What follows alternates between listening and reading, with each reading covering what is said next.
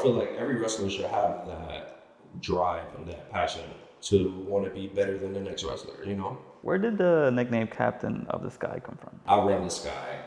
That's just my thing. Cold-blooded killers, we had to get the job done, and there were consequences that followed if the job wasn't done. I didn't need the cold-blooded killers. Raheem Royal was the cold-blooded killers. I love House of Glory. I don't think I would leave. All the people around me, incredible athletes. I would like to face one-on-one Alec Price. Ringville episode, Raheem Royal. Yo, what's up everyone? How you doing? My name is Kevin Herrera Sanchez, KHS, and welcome to another episode of Ringville. Today, I have the absolute pleasure of sitting down with somebody who's wrestled for House of Glory, Wrestling Revolver, GCW, Brii Combination Wrestling, the Captain of the Sky, Raheem Royal. How you doing? What's going on? How you doing? Yeah, I'm doing pretty good, man. Thank you very much for taking the time and sitting down with me. Thank you for having me, bro. Absolutely. Came in super fresh too. Come on now. Nah, I'm coming from work, bro. I'm just, this is my... Man, hold on.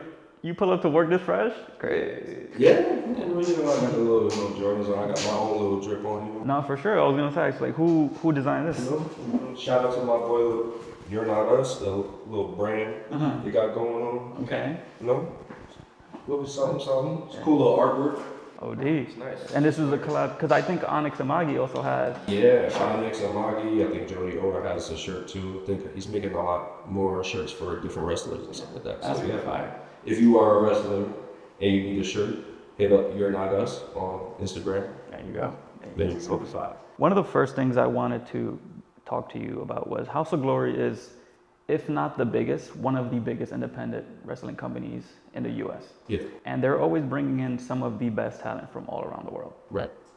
What is it like for you to be on the card with some of those names that they bring in? It's actually just like, a blessing, because some of those guys take the time to pull you to the side and they'll talk to you and they'll give you critics on like what you can do better or what you're doing good and stuff like that. Or just, sharing a good moment with somebody that you grew up watching on TV, stuff like, like Nick Nemeth, like, come on, like that's Matt Cardona, super crazy and stuff like that. Those guys are like, watching them walk past you and then just like seeing them be like regular people, it's like one of the best blessings of all time. And working with them too is top tier. These guys have been everywhere. They've been on like the biggest stages. They've been all around the world, right? Is there any sort of like something in you where it's like, oh, I want to outperform them or I want to be just as good as them when you're wrestling?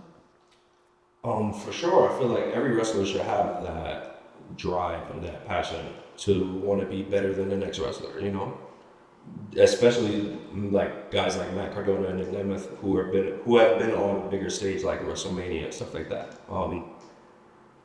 So yeah, I would definitely love to surpass all the people that I've shared locker rooms with, everybody from the top to the bottom, so. What are other passions or drives that you have for wrestling? Right now, my biggest passion and my biggest drive is just to really just get my foot in the door. Okay. Making a name for Raheem. Yeah. And, showing the world who I can really be and, just unlocking that next level. Okay. And keep on unlocking the next levels. You know what I'm saying? Do you think unlocking the next level is something where you can place like maybe winning a title, or is it something more internal? Something more internal. Something mentally has to be unlocked. Okay. And physically too. Yeah. It's hard to explain. It's not hard to explain, but it's hard to explain. It's hard to understand. But just to unlock that next level of mental, like finding yourself. Got you. Finding who you want to be, what direction you want to go in. Yeah. And so that starts again. Is there an example where you might have felt that in the past 2 or 3 years, you felt like you unlocked something? For sure. Definitely unlocked a little bit, like in my time with like the Cold-Blooded Killers, I found a little bit of the fun side. I've always had fun wrestling, but it was fun, beating up on certain people and dancing while I did it, Yeah. So, just finding myself, finding that comfortability, that level of comfortability in the ring and just in front of the people is just, that's important, that's key. And then do you think being more comfortable in the ring and performing in front of people allows you to perform better? What do you mean by that? Like, Whereas, like, let's say you're performing in front of a crowd, right? yeah. Do you ever get nervous beforehand? I feel like naturally I do, but Okay. I kind of ignore it. Hmm. Cause like, you know, I'm always just focused on what am I supposed to do and what, like everything that's happening around me too. Like, you know, cause like the back room is always going to be busy. It's always cluttered. It's always, so my mind is never really focused on like my own nerves. Gotcha. It's really focused on like what I'm about to do and like how it's going to come out to be, you know? Okay. Yeah. You have like any pre-match rituals? No, nothing specific. You just be going out there and killing it. Yeah, you know, I just go out there and just jump. That's a very simplification of what you do. Jump, yeah. You mentioned the cold-blooded killers with Charles Mason, Nolo Kitano, and J. Armani. Unfortunately, you've been ousted recently. Unfortunately. Unfortunately. Fortunately. Oh, fortunately. You think? Okay. Fortunately. How do you say? Why do you say that? I mean, I didn't need the cold-blooded killers. Mm-hmm. If anything, if you took me out that group, I don't think the cold-blooded killers would even ring a bell. You know, without, you know, Charles Mason is Charles Mason. But Raheem Royal was the cold-blooded killers. I was the tag team champions, and that was the reason why Charles Mason is the Hog World Champion right now. He has my contract. Well, he had my contract, and now he has my title. So yeah. So fortunately, I'm out of that circle and out of that realm. But So where are you mentally now? mentally, I'm cool. I'm chilling. I'm having fun. So I'm back doing what I love doing. Back being the captain of the sky, and you know, it's a blessing to be back in front of the people. I've been away for so long after being the longest tenured person on the House of Glory roster since I made my debut. So I'm back. Is there any mental shift that you have to make from going and wrestling in a group as a tag team to now being more of a single star? Oh, definitely. Because when you're wrestling with other people, you have to worry about those people as well and what their downfalls can be and what their pros and what their cons are, you know, stuff like that. So, and even in a group like Cold-Blooded Killers, being that I was a tag team champions, I had to tag with Nolo Kitano and I had to tag with Armani. So I had to, you know, defer my, like change up my strategy. Yeah. Like, what am I going to do with Nolo and what am I going to do with Armani? How am I going to wrestle with Armani and how am I going to wrestle with Nolo, you know? Or if one of them slack, how do I pick up those pieces for him and how do I pick up those pieces for him? You know what I'm saying? I do. And you think that made you a better wrestler? I mean, yeah, I feel like being in a tag team in general made me a little bit wiser and a little bit smarter. Okay. Maybe just a tad bit. There's a little bit more to unlock, like I was saying, but you know, it definitely increased my, you know, oomph in the ring. When it comes to now just being on your own, right? What are some of the things you're looking to accomplish now? Just getting into more promotions. I want to get into more. I see how you mentioned that I've been in GCW. I want to stay, you know, in a promotion and, you know, be in that promotion and really make my rounds, make my name, you know? Yeah. Be more like... Other than House of Glory. Right. You know what I'm saying? I love House of Glory. I don't think I would leave anytime soon. I don't think I'm going anywhere. Yeah. But I would like to definitely like be in a bigger promotion than House of Glory or something as big as House of Glory and make my runs there. Right. Because you made your debut in 2022. Yes. So that's what, less than 3 years we're talking? And you're already incredible in the ring. Like, of course. Like, what do you think is it, or what do you think are the skills that you bring that make you stand out from other wrestlers? The skill to really not care. Like, because, you know, there are incredible athletes, especially like all over the world, of course, but especially just in House of Glory and the Academy and LPW and stuff like that. All the people around me, incredible athletes. There's people who are more gifted than I am, but their I don't think their will to not care is higher than mine. You know, because nobody gets higher than me. You know, because the captain of the sky way too fly. So my will to not care is that I'm gonna throw my body at whatever I need to throw my body at and not care. You get what I'm saying? Like full risk, no care. And that you think that gives you the strong edge over a little bit, you know, just over the few who feel like they, you know. Got you. Where did the nickname Captain of the Sky come from? So just like what I was talking about, I run it. I don't know if anybody wants to take that from me, but I don't think anybody can hold that title. I run the sky. That's just my thing. Who are some people on the indie that you think you would like to face? Who on the indies currently? So I'm not gonna lie, I would like to face one-on-one Alec Price. Maybe like a guy like Jordan Oliver, those guys over in GCW. I would like to face those guys, tie it up with them. Maybe one day in House of Glory or LPW. Well, we can't really say anybody like in TNA or anybody like that's not indies. We don't consider those indies AEW. So everybody's pretty much signed. So yeah, those two guys specifically. If I want to go a little bit more in our scene, maybe like a guy like Max Capacity, or if I'm talking LPW, maybe like Tiny Giant, or like a Mikey Guzman, and then Onyx Amagi. Those guys are incredible. So yeah, I would like to tie it up with anybody who's And you're currently teaming up with Dante Griffith.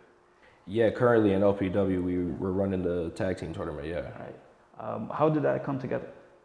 So we tagged previously in LPW against Scam Likely, and they were here with you, right? Yeah, they were here. I don't think Dante did an interview with you yet. No. But yeah, we tagged with I don't know how it came about, but we mixed well. He's a cool guy, I'm a cool guy, you know. We just decided to take those guys now because they were just talking too much on LPW one day, and we just, you know, we had to try to show them something, but you know they cheated it, you know. It'd be like that. But yeah, we know we're the ultra combo, so Got you. And then different styles just clash, you know. So it's like, how is this tag team that you're in different from the Cold-Blooded Killers in terms of maybe chemistry, in terms of the way you guys work with each other? Because I feel like the Cold-Blooded Killers was more of a job than a choice or an opportunity. I don't think that was an opportunity. I think that was more of a job or something that I was forced to do. Gotcha. You get what I'm saying? With Dante, it's just, you know, we go out there and we just wrestle and see what the outcome is. Yeah. Cold-Blooded Killers, we had to get the job done. And there were consequences that followed if the job wasn't done. So there's a difference, and you know, I can go out there comfortable and just not have a worry about failing, you know, because I could fail and you know, I'll get myself back up, and, you know, dust it off. Is that like liberating mentally? I would assume so. Yes. I mean, mentally, I'm fine with everything now. I was fine with everything before, you know, just made some mistakes. But I'm here, I'm alive, I'm blessed, you know. I got kicked out, oh well, you know. Time to do your own thing. It is what it is, yeah. It's time to do my own thing, time to be the captain again. Right.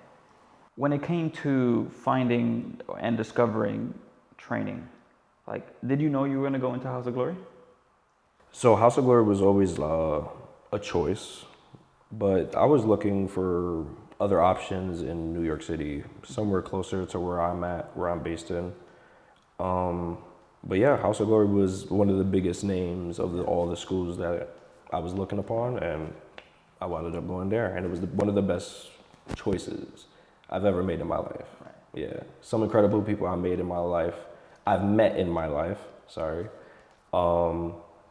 Incredible people to work with in House of Glory. Just a good environment, you know. You know, there's always pros and there's always cons. There's always bad and there's always good, but the good outweighs the bad for sure. And that's definitely my home. I love calling House of Glory my home. Did you know you were gonna have more of a high-flying wrestling style before you got into, or did House of Glory being owned and trained by Amazing Red influenced that style? I don't know. I kind of always like gravitated towards like the high flyers or technical wrestlers. So I think coming into it, I always was gonna do that. I was gonna throw everything out, and just kill it. Gotcha. Always there. So it's like, what are some of the things you picked up from maybe the Amazing Red that you like kind of take with you now? What I get from the Amazing Red is that the way he moves in the ring, I try to, emulate that a little bit. Okay. Just to try to, be as quick as him. Because I am a little bit bigger than Red is, but so he's a little bit, more snappier. So I try to stay up to pace with him, up to par. Which is crazy because he's like one of the quickest wrestlers. He's one of the quickest wrestlers of all time. Yeah, he's one of the greatest. Look, I try to stay right there with him. Okay. So then, how do you take that where it's like you try to keep up with him, right? To where then you also add your own little twist to whatever moves you're doing. Oh, I always add my own little twist to everything I do. It's not really that hard. I always do things differently. Me and him never ever do anything the same. I don't do the same things that he do. I used to, like I used to do his Red Star press. Yeah. But I had to switch that up and I had to add a twist to it. So I did a corkscrew splash instead. Yeah. So that was just literally me adding my little twist to it. So there's little things that I could, trickle down and add some things to it.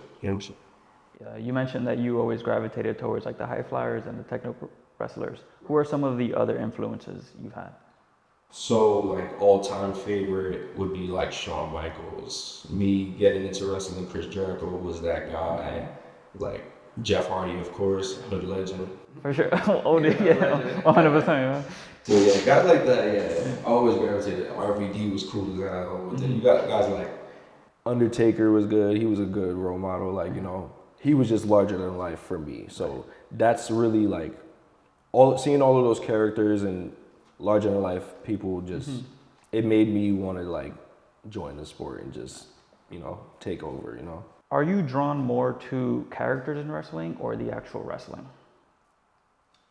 I'm drawn more to the actual wrestling, which is not necessarily a great thing because, learning the craft of professional wrestling, you have to be invested into the characters and into the story to even have any type of care in it, or not necessarily, because without the storylines, or if you caught somebody, or if you brought like your grandma to watch wrestling for one time and she don't care about the story, she just care about the action and she jumping out her seat. Exactly. So sometimes it's good to like watch it for the wrestling or watch it for the characters or watch it for the story. But for me personally, it's the wrestling, but the storylines, like nowadays, storylines in wrestling have been, really good, and it's good to be a part of some storylines, and it's fun. It's really fun to, Yeah. And it's like, do you ever find yourself trying to find the balance within the two? Oh, for sure.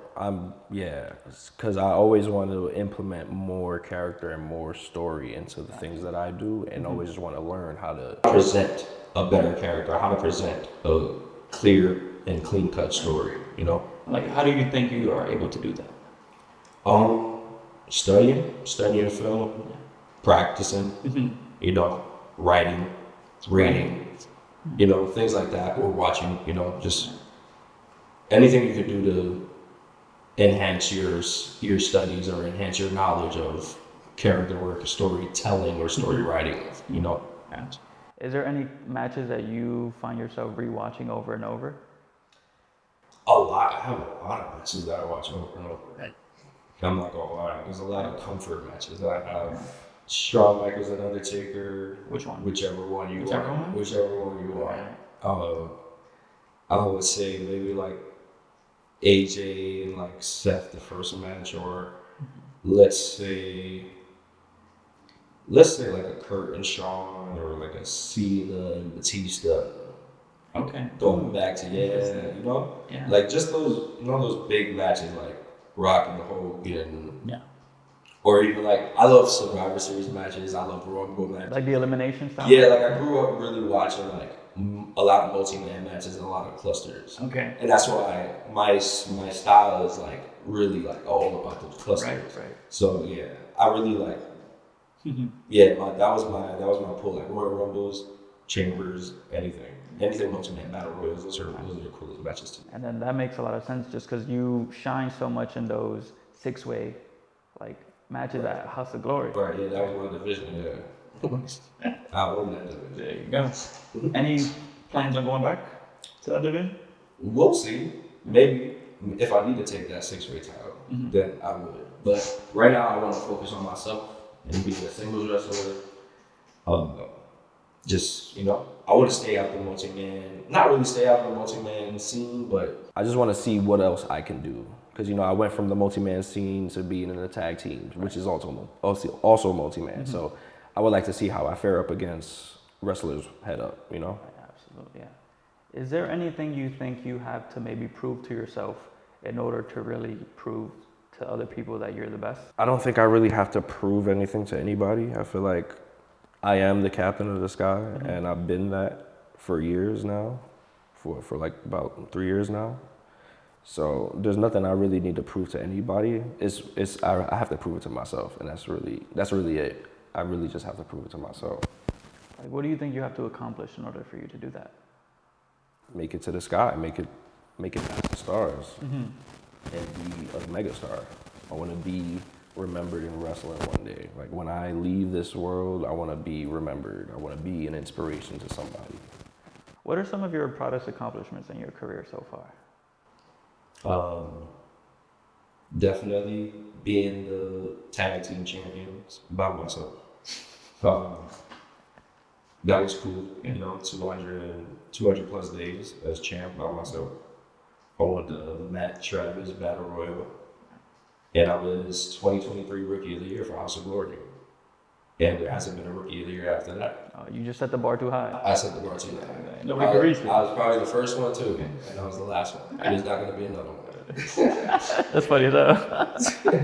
They just looked at you. They're like, wow. Yeah, he's the one. So I was the main one. I feel like I'm the chosen one. The chosen one. Yeah, so that's my greatest accomplishment in my life. I feel like I'm the chosen one. You're the main character. I feel like I'm the main character. Like wherever you go, whatever room you walk in, they're in the room. Right. Exactly. Is that a thought you had before wrestling as well? A little bit. Yeah. A little bit, like in school, high school, middle school. Like, yeah, I was always like the main character. And do you think that way of thinking benefits you in wrestling and helps your career?